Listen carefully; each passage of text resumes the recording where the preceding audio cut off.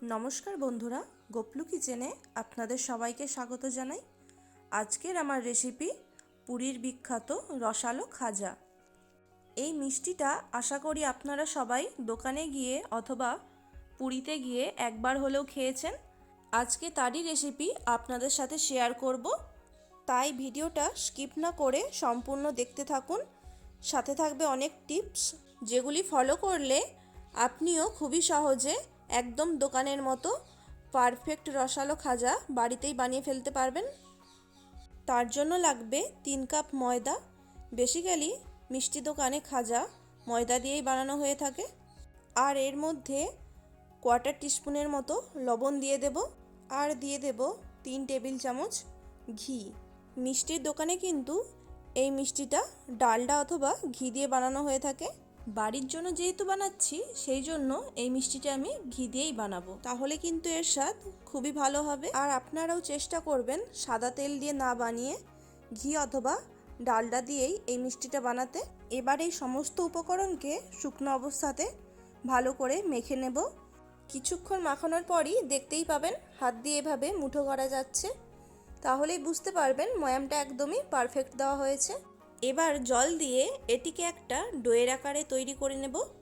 দেখুন বন্ধুরা, এখানে আমি 1 কাপ জল নিয়েছি। যেই কাপের আমি ময়দা নিয়েছিলাম সেই কাপেরই 1 কাপ জল নিয়েছি।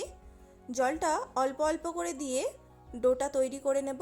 যেহেতু এর মধ্যে অনেকটা পরিমাণেই ঘি দেওয়া আছে, সেই জন্য এখানে জলের পরিমাণ খুব বেশি লাগবে না।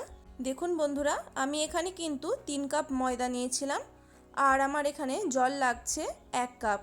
মানে রেশিওটা নিশ্চয়ই বুঝতেই পেরেছেন, 3:1। ডোটা যেন রুটির ডোয়ের থেকে একটু শক্ত হয় সেইভাবেই মাখিয়ে নিতে হবে, খুব বেশি নরম করলে চলবে না। দেখুন ডোটা আমার এখানে তৈরি হয়ে গেছে, আর হাতেও একটুও লেগে যাচ্ছে না। দেখুন বন্ধুরা, একদম 1 চামচের মতো জল বেঁচে গেছে। এবার এই ডোটাকে একটা ভিজে কাপড় দিয়ে ঢাকা দিয়ে 30 মিনিটের জন্য রেখে দেব। অপরদিকে একটা বাটি নিয়েছি, ওর মধ্যে 1/4 কাপ ঘি নিয়ে নেব। এখানে ঘিয়ের পরিবর্তে সাদা তেল নিলেও চলবে। সাথে দিয়ে দেব 3 চা চামচ ময়দা। এরপর এটিকে একটা হুইস্ক বা চামচ দিয়ে ভালো করে মিশিয়ে নিতে হবে। এই মিশ্রণটা কেন তৈরি করলাম সেটা আপনারা পরে বুঝতে পারবেন, আর এটা বানানো কিন্তু খুবই জরুরি। এবার চিনির শিরা বানানোর জন্য একটা পাত্রের মধ্যে 1.5 কাপ চিনি নিয়ে নেব। এখানে আমার 3 কাপ ময়দার জন্য 1.5 কাপ চিনি লাগবে।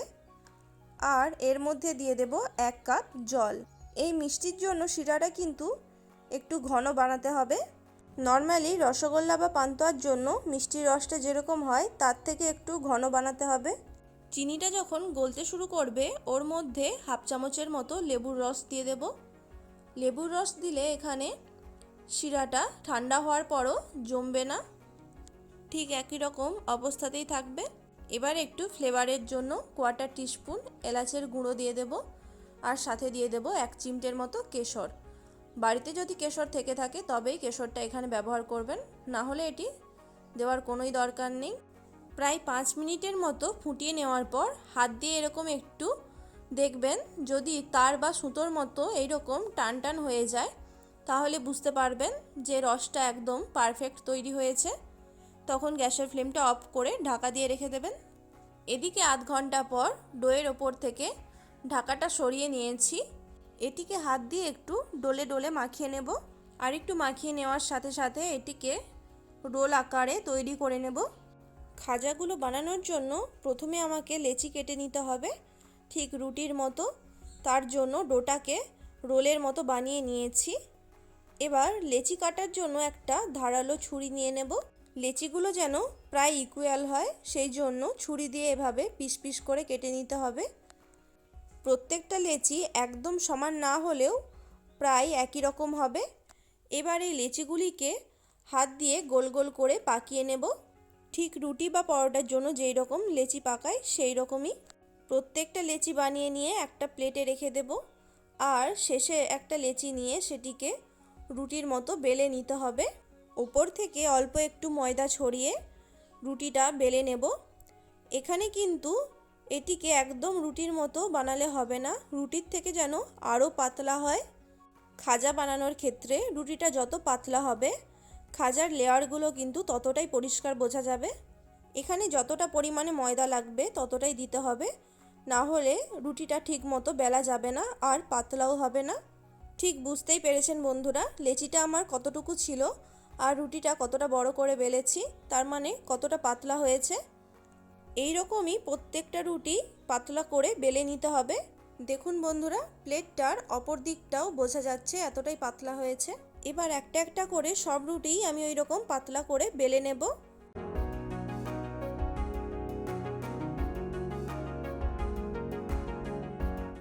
সব রুটিগুলো বেলে নিয়ে আমি শেষের রুটিটা রেখে দিয়েছি।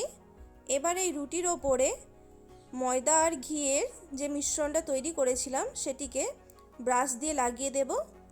এবার নিশ্চয়ই বুঝতে পেরেছেন ময়দা আর ঘিয়ের মিশ্রণটা কেন তৈরি করেছিলাম। পুরো রুটিটার মধ্যে এভাবে ময়দা আর ঘিয়ের মিশ্রণটা বুলিয়ে দিতে হবে ব্রাশ দিয়ে খুব ভালো করে। আর একটা টিপস বন্ধুরা, প্রথমে রুটিটা কিন্তু সব থেকে বড় বানাতে হবে। এটা কিন্তু খাজা বানানোর একটা স্পেশাল ট্রিক। দেখুন, ওপর থেকে ঘি আর ময়দার মিশ্রণটা লাগিয়ে নিয়ে এবার একটু গুঁড়ো ময়দা ওপর থেকে ছড়িয়ে দিতে হবে। এর ওপরে আরও একটা রুটি চাপিয়ে দেব। এবার সেম প্রসেস 5 বার রিপিট করব, মানে একের পর এক 5টা রুটি চাপিয়ে দেব।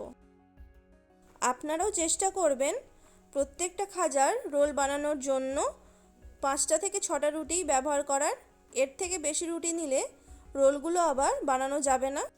আমার এখানে বন্ধুরা 10টা লেচি হয়েছিল, তাই আমি একই রকমভাবে সেম প্রসেসে 2বার রোল বানিয়ে নেব। একই রকমভাবে আমি পরপর 5টা রুটি চাপিয়ে দিয়েছি। আর সবশেষে যে রুটিটা ছিল তাতেও কিন্তু ঘি আর ময়দার পেস্টটা লাগাতে হবে। এরপর যেটা করতে হবে, সব রুটিগুলোকে একসাথে নিয়ে এভাবে রোল বানাতে হবে, যেরকমটা দেখতে পাচ্ছেন। একটা জিনিস কিন্তু অবশ্যই খেয়াল রাখতে হবে বন্ধুরা, ভেতরে যেন একদমই বাতাস না থাকে। এভাবে হাত দিয়ে চেপে চেপে রোলটা বানাতে হবে।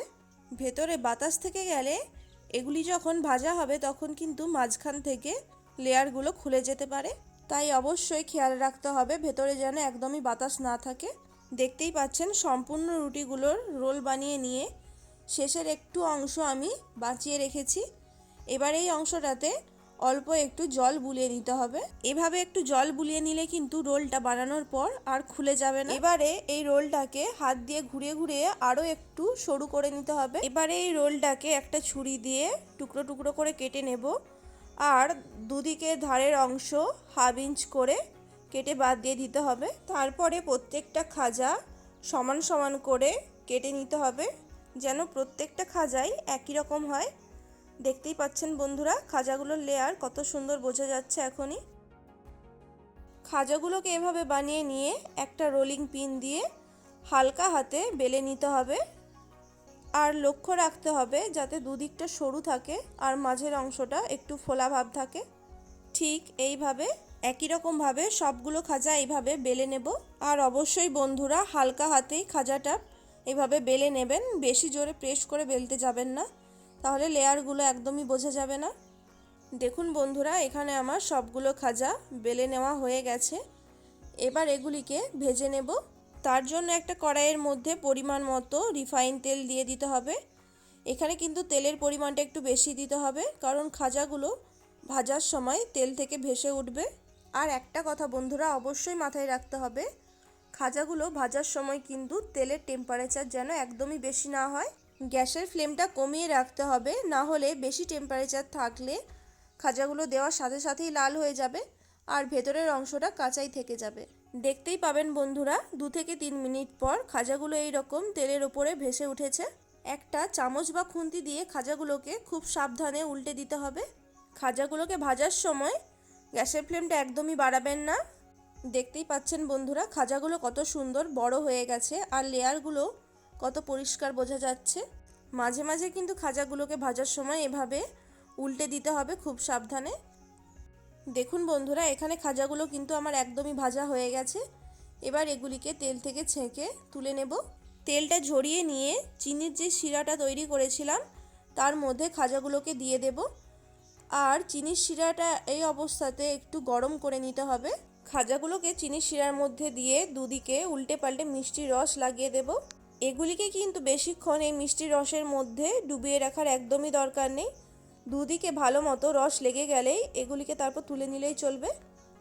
দেখতেই পাচ্ছেন বন্ধুরা, কত সুন্দর দোকানের মতো একদম পারফেক্ট খাজা তৈরি হয়ে গেল।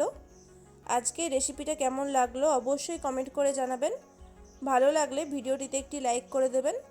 আর আমার চ্যানেলে নতুন বন্ধু হয়ে থাকলে প্লিজ চ্যানেলটিকে সাবস্ক্রাইব করে পাশে থাকা বেল আইকনটি প্রেস করে দেবেন। খাজাগুলো বানানো একটু সময় সাপেক্ষ হলেও ব্যাপারটা বুঝতে পারলে এটি বানানো খুবই ইজি। আপনারা যে কেউ এটি চাইলে বাড়িতে বানিয়ে ফেলতে পারবেন খুবই সহজে। আর সামনেই রথযাত্রা আসছে, আপনারা খুব তাড়াতাড়ি বাড়িতে এই রেসিপিটা বানিয়ে ফেলুন। আজকের মতো এইটুকুই। ভালো থাকবেন, সুস্থ থাকবেন। রেসিপিটা সম্পূর্ণ দেখার জন্য অসংখ্য ধন্যবাদ।